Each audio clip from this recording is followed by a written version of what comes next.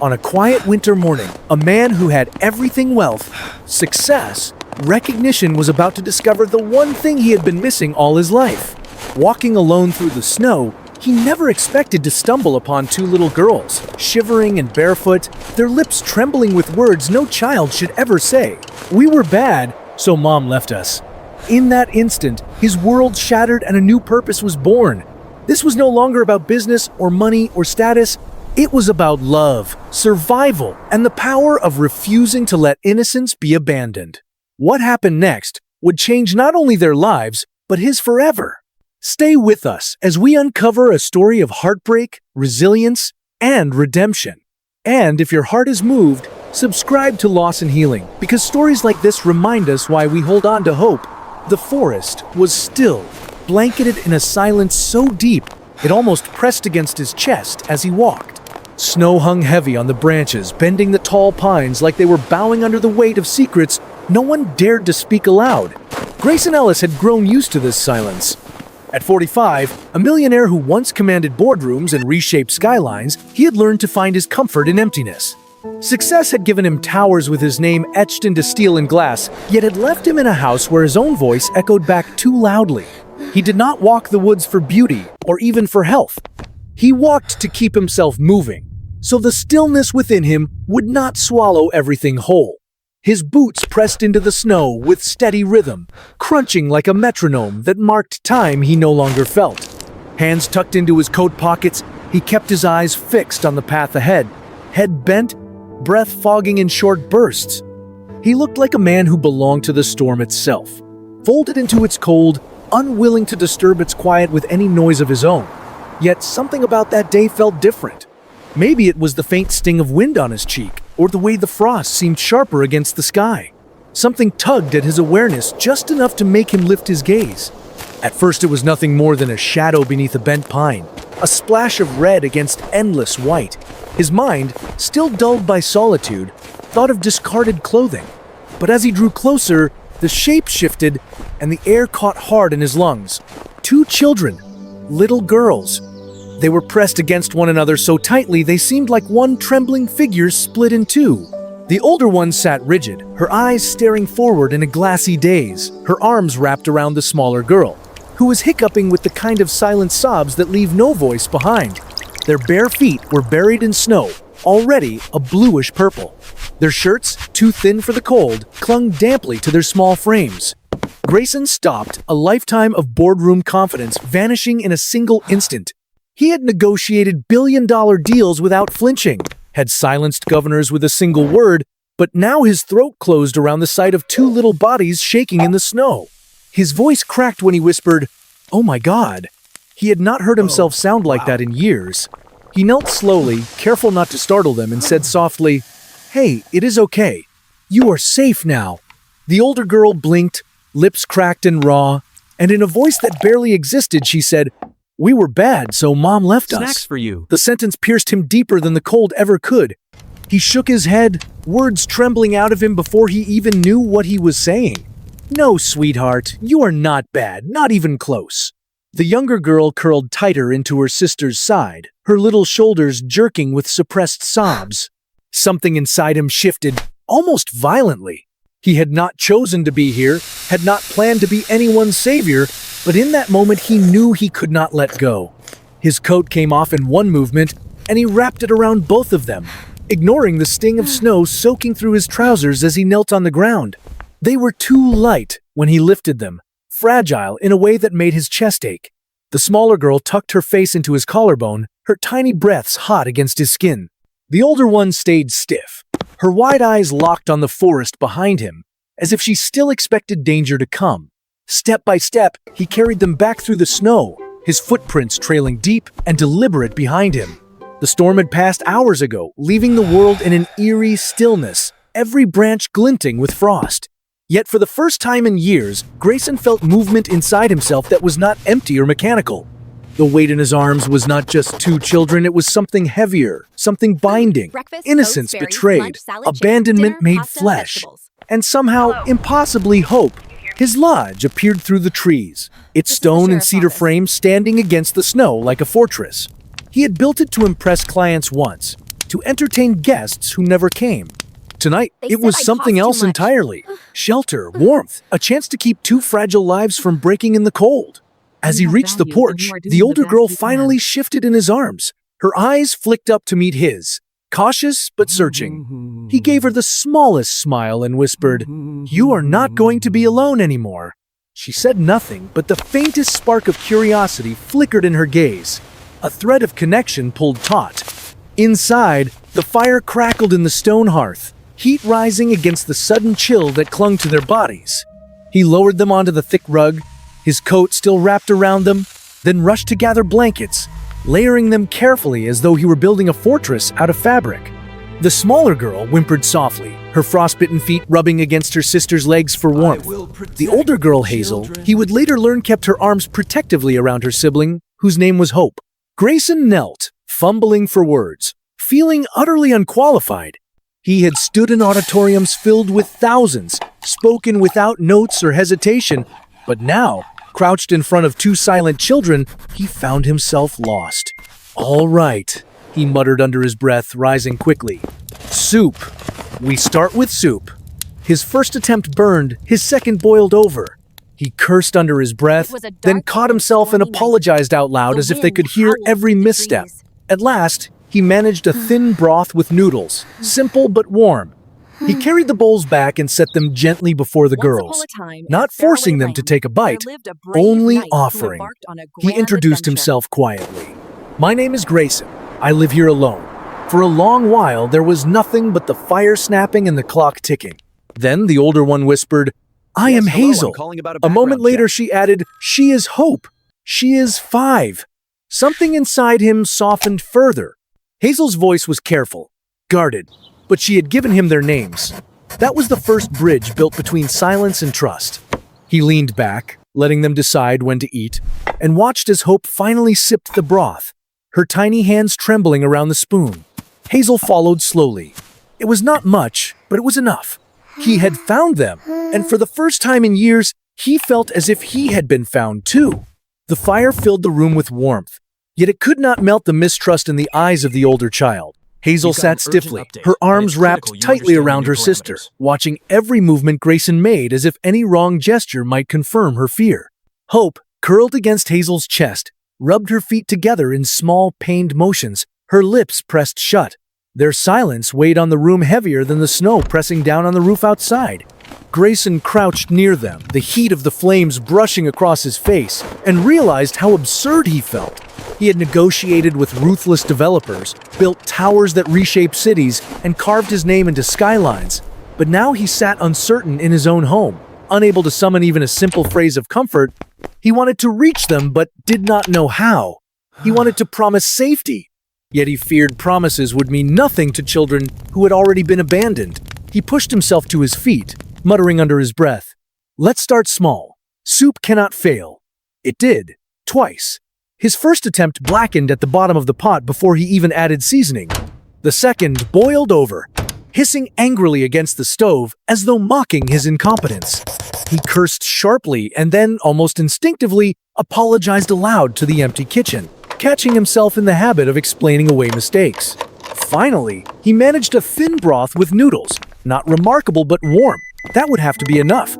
When he returned, he set the bowls gently on the table near the girls and lowered himself onto the rug across from them. He did not push, did not urge them to eat, only let the scent of the broth fill the space while the firelight painted shadows across their thin faces. "It is not fancy," he admitted, his voice quiet, "but it will keep you warm." They did not move.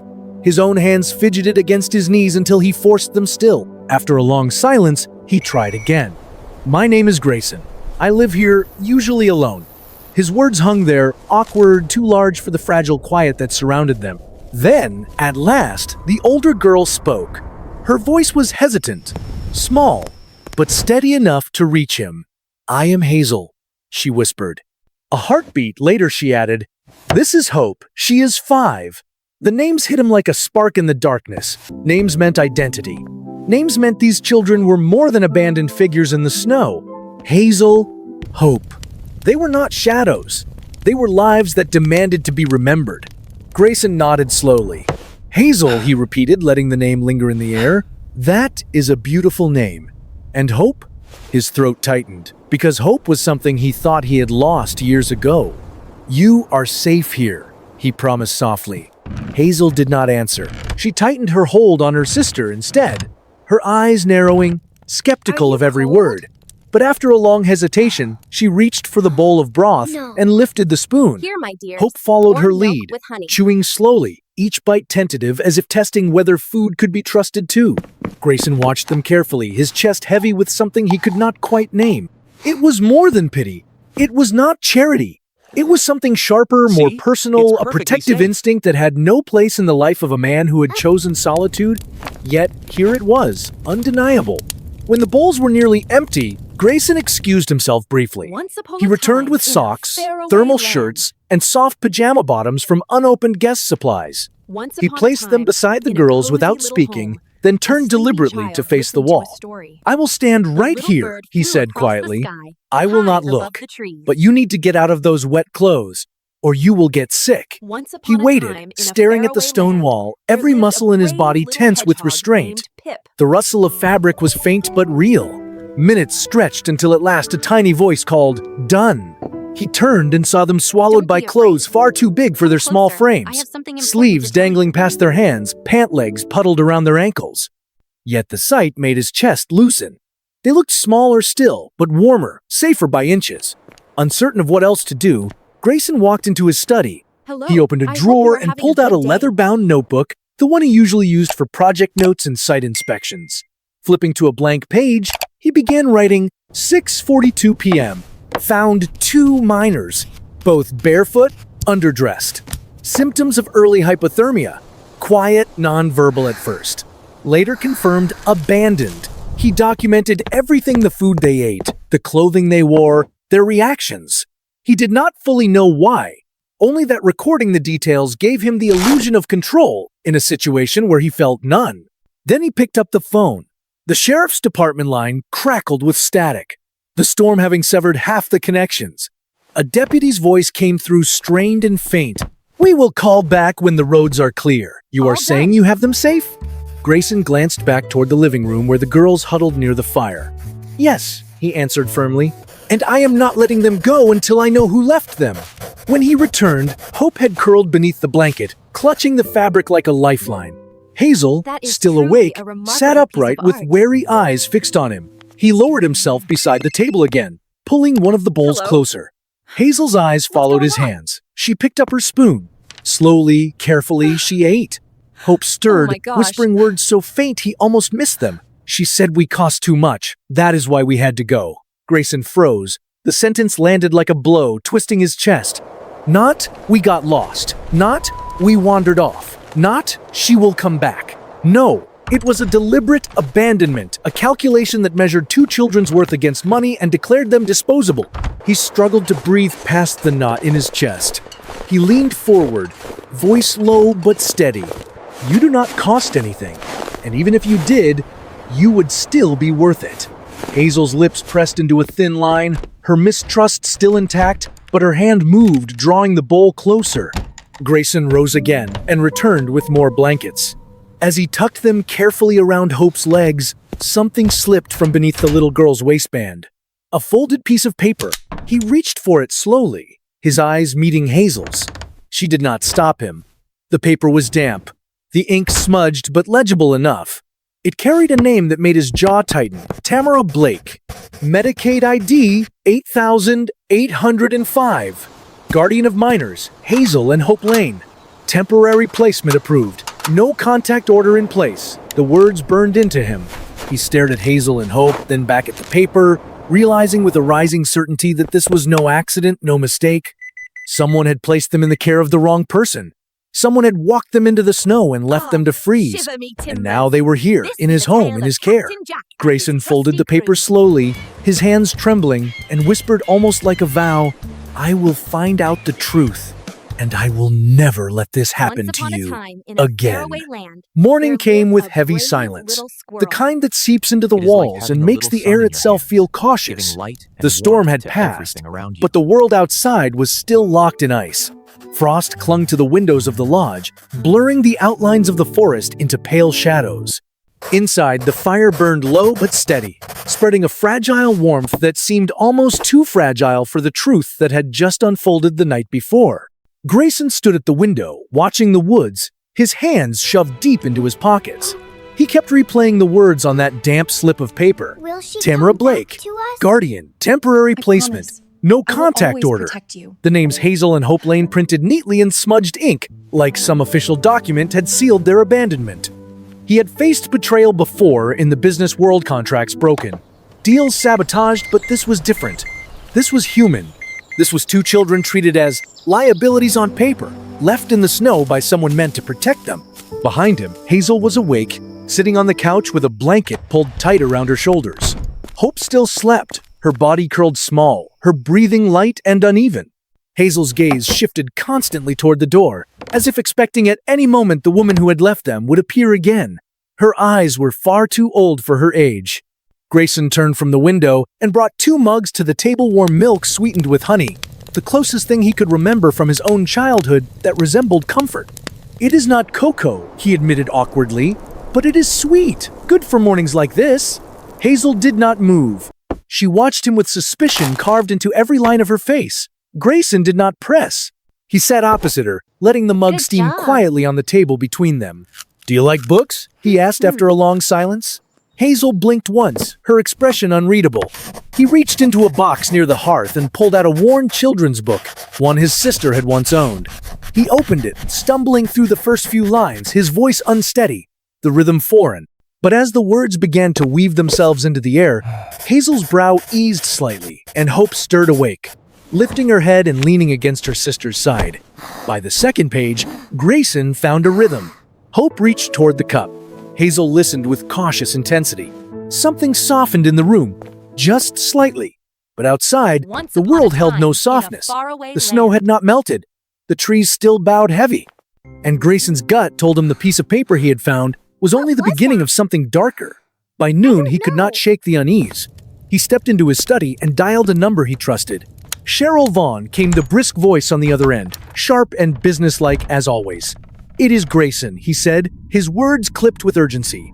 "I am sending you photos, names, documents. I need everything you can find on someone named Tamara Blake." There was a pause.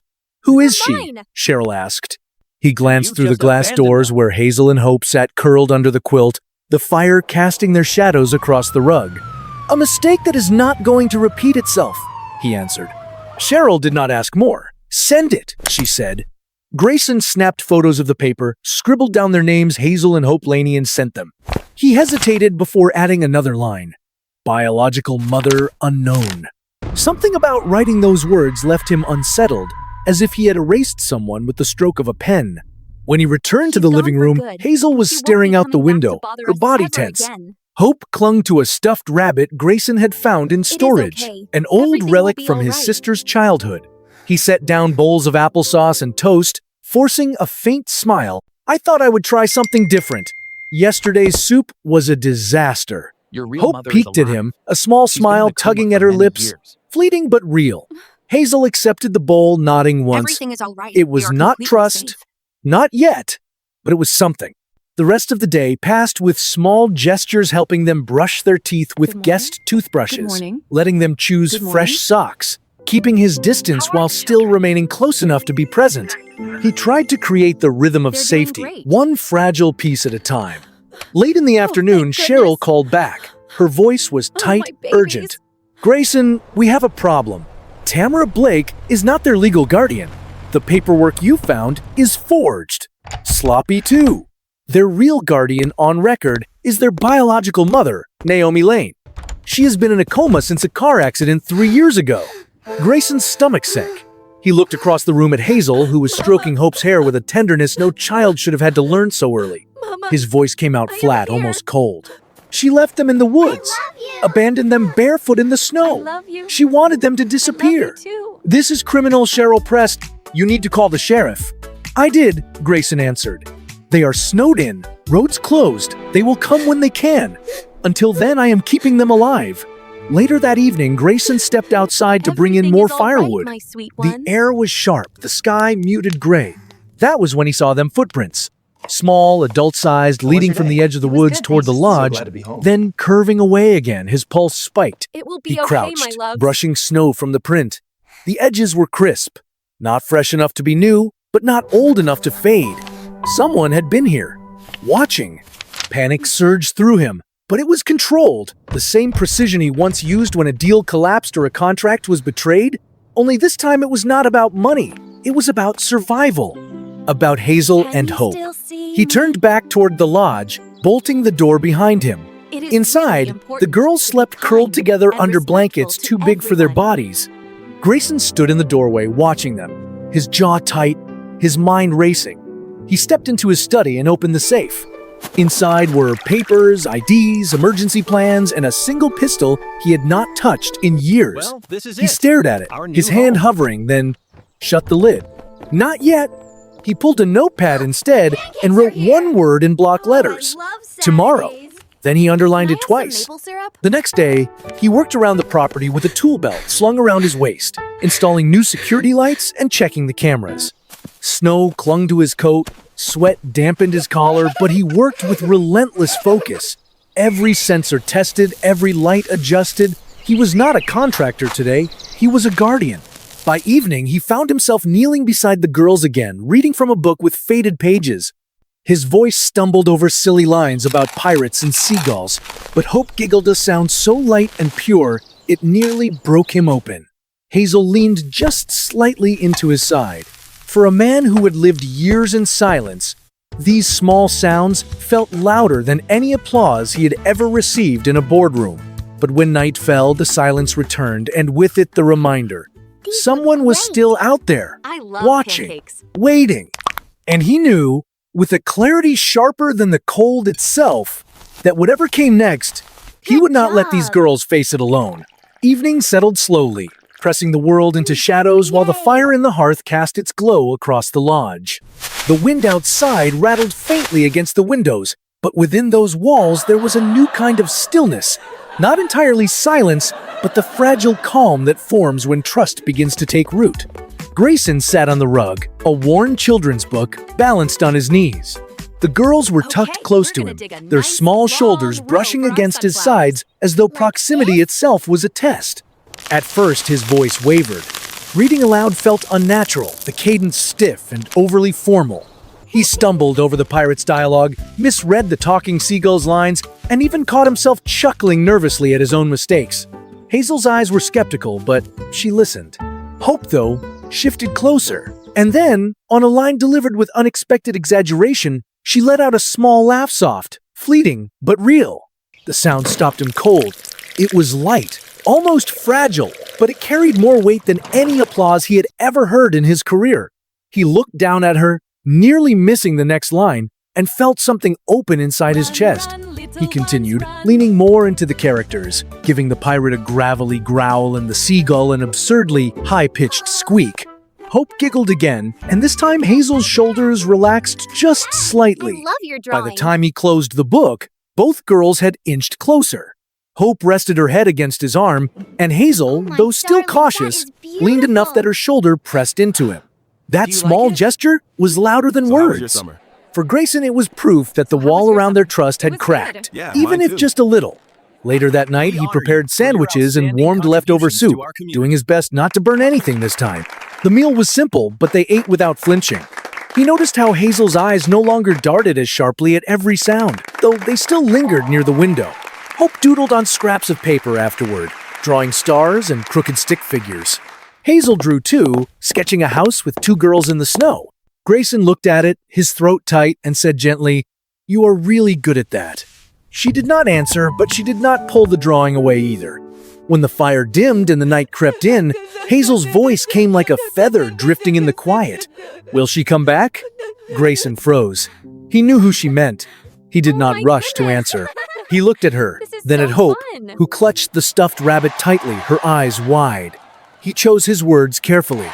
"I do not know what she is planning," he said slowly, his voice low but steady. "But if she tries, she will not get near you." Hazel studied him for a long moment. It's His jaw beautiful. tightened It's as he added, beautiful. with a quiet intensity that could cut steel, "Not if I can help it, I promise."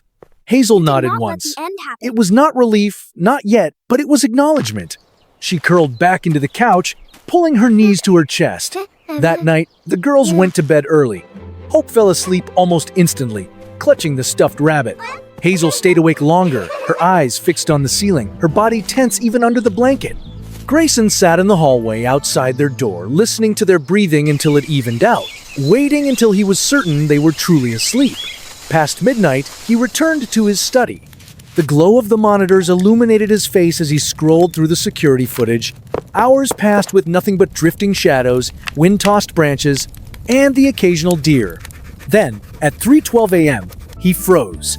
A figure moved across the edge of the clearing, thin and hooded, slipping just beyond the glow of the lights. For a brief moment, the porch light caught the curve of their movement. Hello, Fast, everyone. hunched, deliberate. Would you like His to try stomach some more? tightened. Thank He you, did I would not love need to some. see the face. He knew. It was her. Tamara Blake had been here, watching, waiting. what Grayson's I breath made. quickened, That's his hands beautiful. gripping the edge of the desk until his knuckles whitened. He stood abruptly and crossed to the gun safe. He opened it, staring at the pistol he had not touched in years. His hand hovered. For a long moment, he considered it. Then he closed the lid, his chest tight. Not yet. He turned instead to the hallway, opened the door softly, and checked on the girls. They were asleep, curled in near-identical poses, their breathing slow and even. He shut the door gently and sank into the armchair outside, just so draping a beautiful blanket out across here. his shoulders. Yes, it is, my love. The fire poker leaned Yes, it against the is, wall my love. beside him, his phone on the table within reach. He would not sleep that night. Not while someone out there wanted to take the girls away. Not while Tamara circled like a shadow waiting for the right moment to strike. The hours crawled by. The fire in the living room died to embers, casting faint red glows across the walls.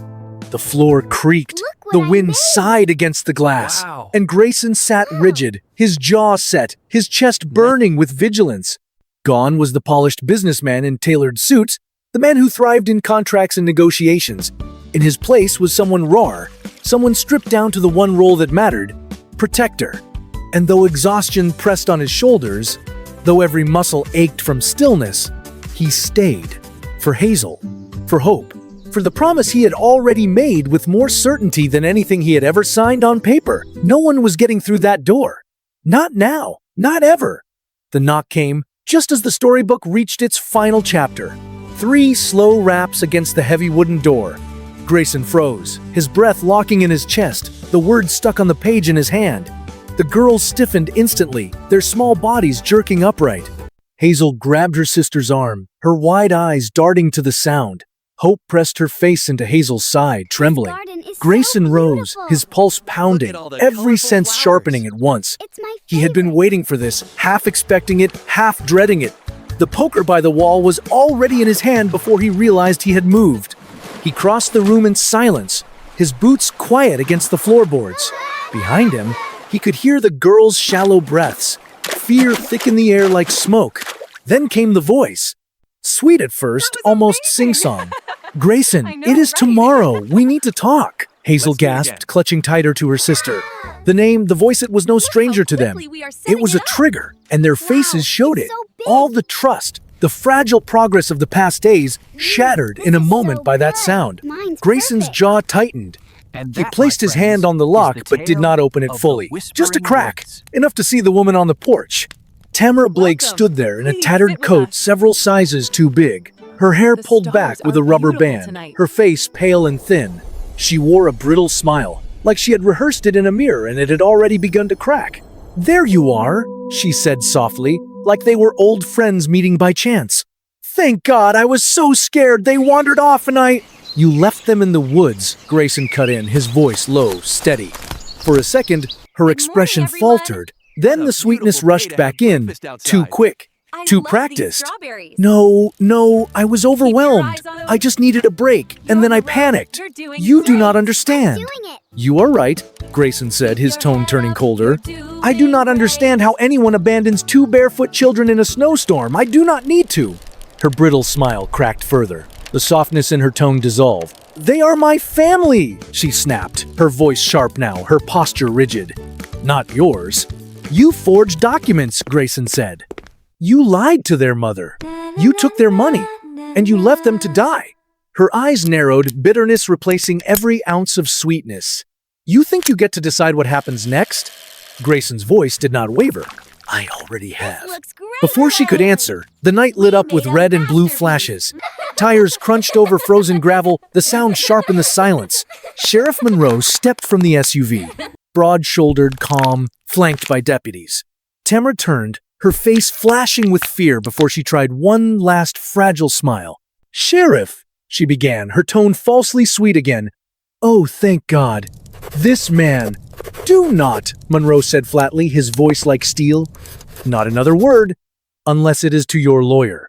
Tamara's jaw clenched as the deputies moved in. She raised her hands slowly, but her eyes cut back toward Grayson, burning with resentment. "You think you are the hero," she hissed. "I do not need to be the hero," Grayson replied quietly. "I just need to be the man who did not leave them." The deputies cuffed her and pulled the worn canvas bag from her shoulder. Inside were a burner phone, a fake ID, and a stack of uncashed checks written in the girls' names. The evidence spoke for itself. Monroe glanced at Grayson, nodding once.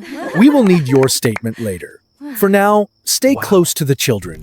The vehicles pulled away, their sirens fading into the snowy night. Grayson stood in the open doorway for a long moment, the cold brushing against him. Then he shut the door and bolted it firmly. Behind him, Hazel and Hope were waiting in the hallway. Hazel's face was pale, her eyes wide, searching him for assurance. Hope clung to her, too frightened to look up. Grayson knelt before them, his voice low but steady. "She is gone," he said. "For good." Hazel stared at him, trying to believe. Slowly, her small frame loosened, if only slightly. Hope buried her face in his shoulder, her tiny arms holding tight. Grayson wrapped them both in his arms, his chest aching with something fierce, protective, immovable. That night, after the girls finally fell asleep in the den, Grayson returned to his study. The fire glowed low, shadows flickering across the walls. He did not turn on the television. He did not touch his laptop. He simply sat, listening to the hum of quiet, the peace beginning to return, even if it was fragile. His phone rang. He answered immediately. "Cheryl." Her voice was softer than usual, stripped of its corporate edge. "I am with her," she said. "Naomi Lane. She is sitting beside me right now." Grayson froze, his heart thudding. Then Cheryl added, "She wants to talk to you." He set the phone on speaker, his hand trembling as he stepped closer. A pause, then a voice broke through the silence. Fragile, trembling but urgent. "Hello? Is someone there?" "I am here," Grayson said, his voice unsteady. "My name is Grayson Ellis. Your daughters Hazel and Hope, they are safe. They are with me." The silence that followed was deep, then fractured by a sob. "My babies," Naomi whispered, her voice breaking. "They are alive. They are," Grayson said, his own throat tightening. "They are warm. They are safe. They have been so brave." The sound that followed was not hysteria, but something purer, deeper. Naomi wept like someone who had not believed joy was possible anymore. Grayson closed his eyes, tears stinging his own as he listened. He had not cried at his divorce, not at his sister's funeral, not even when his company went public. But now, in the quiet of his study, he did. Not from loss, not from failure, but from something else entirely. Something like grace. The snow fell lightly the next morning, soft flakes drifting in spirals as they landed on the gravel road winding up to Grayson's lodge. He stood on the porch, arms folded, breath clouding the air, his eyes locked on the bend below. He had been waiting for hours, restless, carrying the weight of something too large to name. At precisely noon, the silver SUV appeared, tires crunching softly over the snow. For a moment, no one moved. The engine shut off. Silence hung between the trees and the house like a held breath. Then the door opened, and Naomi Lane stepped out. She was smaller than he expected, wrapped in a navy coat, her face thin from years of recovery.